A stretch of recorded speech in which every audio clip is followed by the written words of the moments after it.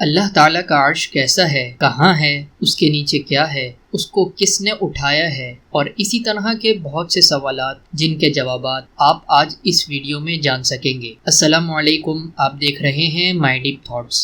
سوال نمبر 1، اللہ تعالیٰ کا عرش کتنا بڑا ہے؟ تو اس کا جواب خود اللہ تعالیٰ نے قرآن پاک میں دیا ہے کہ وہ اللہ تعالیٰ کی سب سے بڑی مخلوق ہے، رب العرش العظیم، عرش عظیم کا رب ہے۔ سوال نمبر 2، جس وقت زمین اور آسمان کو اللہ تعالیٰ نے پیدا کیا اس وقت عرش کہاں تھا؟ تو اس کا جواب اللہ تعالیٰ نے قرآن پاک میں دیا ہے، وَهُوَ الَّذِي خَلَقَ السَّمَاوَاتِ وَالْأَرْضَ فِي سِتَّةِ أَيَّامٍ وَكَانَ عَرْشُهُ عَلَى الْمَاءِ، اس وقت اللہ تعالیٰ کا عرش پانی کے اوپر تھا۔ سوال نمبر 3، عرش کس کام کے لیے ہے؟ تو اس کا جواب الرحمن علی العرش استوى، اللہ تعالیٰ عرش پر مستوی اور بیٹھے ہوئے ہیں جس طرح ان کے لیے مناسب ہو۔ سوال نمبر 4، عرش کو کس نے تھام رکھا ہے؟ تو اس کا جواب والذین یحملون العرش یسبحونہ بحمد ربہم ویستغفرون لمن فی الارض، کہ اللہ تعالیٰ کے عرش کو فرشتوں نے تھام رکھا ہے۔ سوال نمبر 5،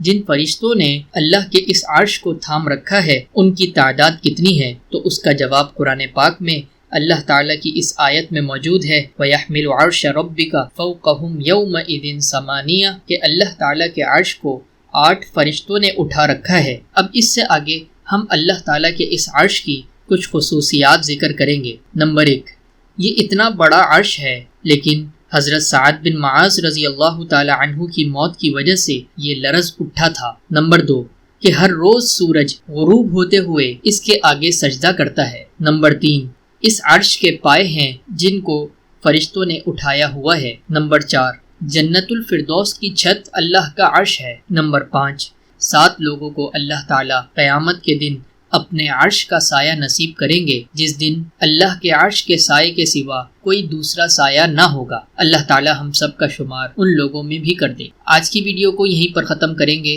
امید کرتے ہیں آپ کو ہماری ویڈیو ہمیشہ کی طرح ضرور پسند آئی ہوگی۔ اگر پسند آئی ہے تو ضرور لائک شیئر کریں۔ ملتے ہیں اگلی ویڈیو میں، تب تک کے لیے اللہ حافظ۔